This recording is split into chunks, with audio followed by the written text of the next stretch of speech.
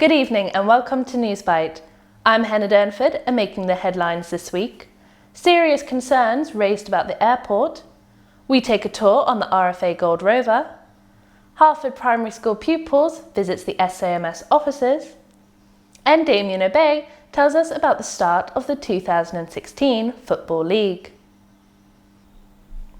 Serious concerns have been raised about the airport in an article published on the 2nd of June by influential Conservative peer Lord Ashcroft. The peer's pilot has said that the wind shear is one of the biggest causes of fatal accidents in the air, and that he has never been so concerned about any other airport. August Graham has more. Everyone who saw the first ever Boeing jet land on St Helena in April could tell that not everything was right. In dramatic scenes, the plane had to abort its first landing attempt. On the second try, still wobbling in the wind, it managed to touch down. Now Lord Ashcroft has waded into the debate. In an article published online, the influential Conservative peer says that he had to abandon his flight to the island because it was too unsafe. Statements from Ashcroft's pilot that he could not remember any other airport he was so concerned about raise serious doubts about the safety of landing on St Helena. But it is perhaps the comments from pilots who have landed here which are the most worrying. The article quotes extensively from reports. One pilot, Lord Ashcroft says, told friends it had been a hair-raising experience. He also said, "I have personally never experienced wind shear this severe, not even in the simulator." In April, after the plane landed, I spoke to Comair's representative Martin Lowe, who described the landing. A little bit worse than we expected. The aircraft has what we call a wind shear warning system in it. So that gave us the warning, and that normally necessitates a go-around anyway. So we went around after the second one, and then we knew exactly what the situation was, what to expect on the third approach, and then obviously that was successful. So the second approach was actually an aborted attempt, was it then? Yes, that is correct, yes. So what was it? Was it just the wind that really took you, or was there more things to it? Yeah, look, we did expect the wind and the turbulence and the wind shear, because the previous aircraft that were here, the King Air and the Challenger, did warn us of the conditions, but we had to come and experience it ourselves with our specific aircraft to see exactly what happens. We've done it now, and so we know exactly what to expect. The wind shear warning system that Lowe talks about is also raised in Ashcroft's piece. The pilot said in his report, "Once again, turbulence started at 350 feet above ground level, soon followed by significant gust, loss of airspeed and sinking feeling, and minor wing drop. The aircraft triggered a wind shear caution." The pilot continued by saying, "Approaches onto runway 20 with any wind above 20 knots are not suitable for Comair operations. No gusts should be tolerated." But when SAMS visited the airport earlier in the year, we were told that winds are regularly 16 to 18 knots, not far away from the speed that Comair will struggle to land in. Understandably, this story was picked up in the British press. Basing their reporting on Lord Ashcroft's article, the Daily Mail highlighted that the airport has been built with money from UK taxpayers. The St Helena government did not want to talk about the article. In a statement to SAMS, they said, "We have no comment on this personal piece. Our position is well understood. A range of intensive work is underway, with multiple parties to deal with turbulence and wind shear at the airport. And as soon as decisions are taken, we will place them in the public domain." Now it remains to be seen what will happen. Lord Ashcroft is very influential in the UK, and it is likely that his article will be picked up by other media in Britain. People were jubilant in April when the Comair plane landed, but now a whole island is holding its breath, waiting for the next plane. But will it ever arrive? Lord Ashcroft's pilot is not quite sure. He says, "There has to be a question mark over whether St Helena can ever operate a viable airport in the future."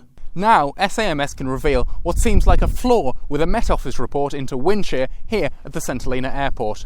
Originally they wanted to install a weather station just by the runway down there, but because the airport was still being built, they needed to put it further back. Even there, though, the measurements weren't particularly accurate, and in the end, they used the data from Bottom Woods, 3 miles away from the runway.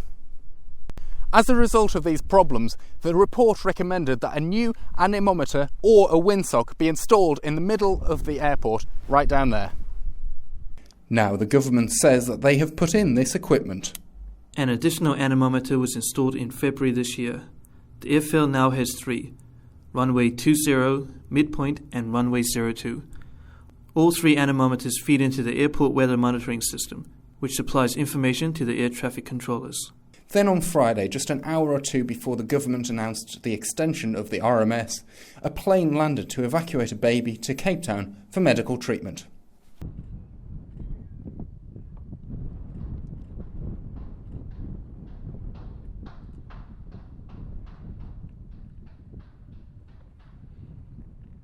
£250 million may be a lot of money, but if one life is saved, there will be a family later on saying that that was money well spent. August Graham, SAMS from Millennium Forest. The RFA Gold Rover departed St Helena after a 10-day visit, which was her last call to the island before she is decommissioned next year. SAMS was lucky enough to get a tour on the 43-year-old vessel along with pupils from Harford Primary School and find out a little bit about the ship. This ship is what we call a small fleet tanker. We've got 13 ships in the fleet, ranging from these smaller ones. We've got things called LSDAs which carry supplies as well as Royal Marines, etc., and personnel. We do a bit of that. And we've got the larger ones, our fort boats, that spend lots of time in the Gulf, and they have stores on board as well as personnel and stores and fuel as well. You'll see these big rigs up here. These are what they call our RAS rigs, or replenishment at sea rigs. So pretty much this wee ship, she heads along on the ocean at 12, say 15 miles an hour, and we call another ship in beside us, and we'll go along on the same course, and we send out these big hoses to transfer it across to them, and then we pump fuel across to them. It saves that ship going alongside into port, or sometimes in the South Atlantic, there aren't that many places to go. We carry aviation fuel on board, and there's only 2 places in this area you can get AVCAT aviation fuel, which is us and South Africa. So that means there's not many places you can get the fuel, hence the reason we have these RAS capabilities. There's a ship in the Falklands just now, Clyde, HMS Clyde. We sometimes RAS with her. We've RASed with the French in the past. A few weeks ago we were up in the Gulf of Guinea. We were working with various nationalities, and then towards the end of the year there'll be another destroyer come frigate coming down to South Africa and then coming back to the Falklands with us, and we just keep that fuel. We've got roughly 3,000 cubes, 3,000 tons of diesel on board, and we give that to ourselves as well as to our customers as well, to warships.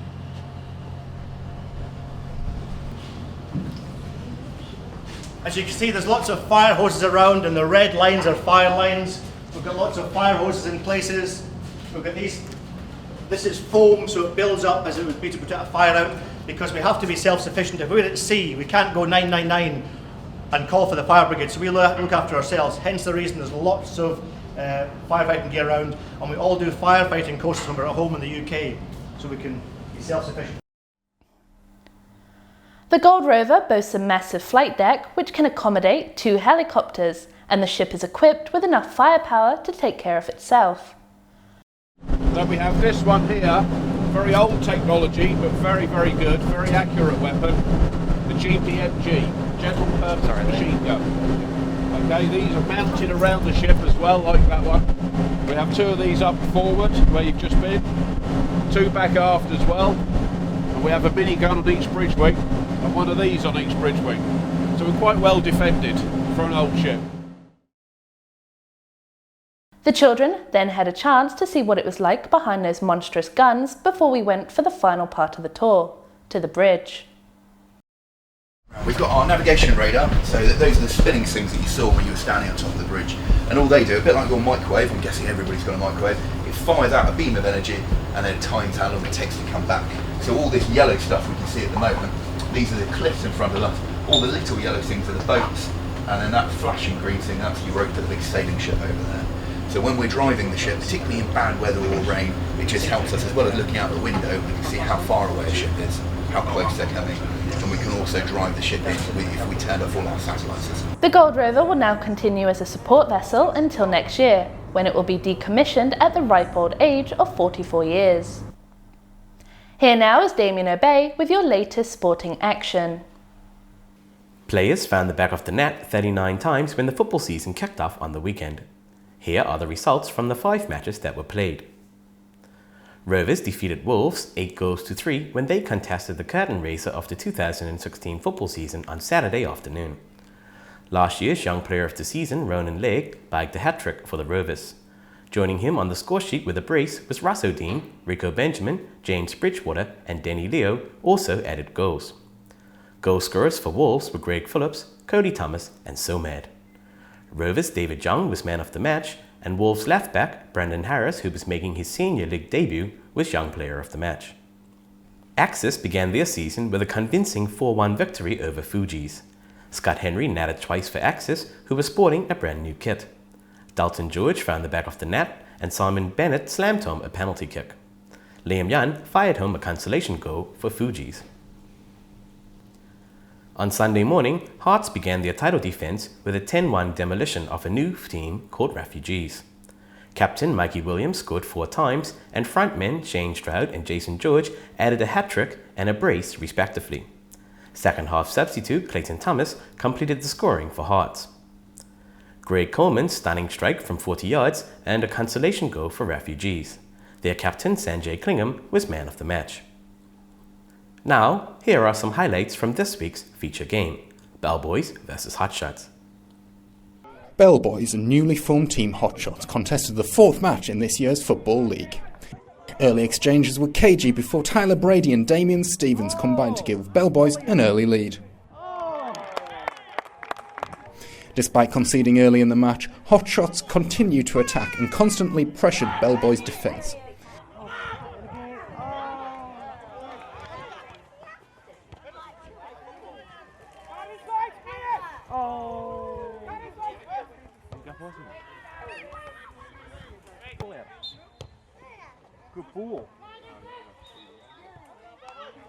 This was the most notable chance though, but young player of the match, Callum Ellick, put in a sliding tackle to keep his side's lead intact. The second half began with Hotshots still in search of an equaliser.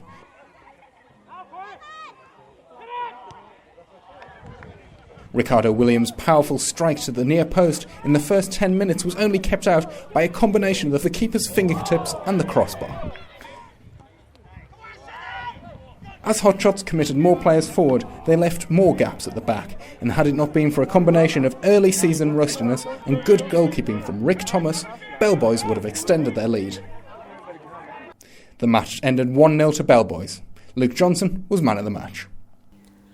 Chop Shop Boys recorded a convincing 10-1 victory over another new team, Crusaders, in the final match on the weekend. Kevin Hudson was among the goals again and was named man of the match after he natted 4 times. Ryan Backhouse added a brace, and other goals came from Michael Bedwell, Alonso Henry, Rick Joshua and Chris Owen. Clayton Crowley natted a consolation for Crusaders. Thank you, Damien. And finally, a few weeks ago, Pilling and St Paul's Primary School children visited SAMS to learn about what is involved when working in the media. This week was Harford Primary School's turn. We leave you now with them taking turns to introduce and end Newsbite. Good evening. We are Year 3-4 from Harford Primary School, and this is SAMS Newsbite. Good evening. We are Year 3-4 from Harford Primary School, and this is the SAMS Newsbite. Thank you all for watching. Thank you all for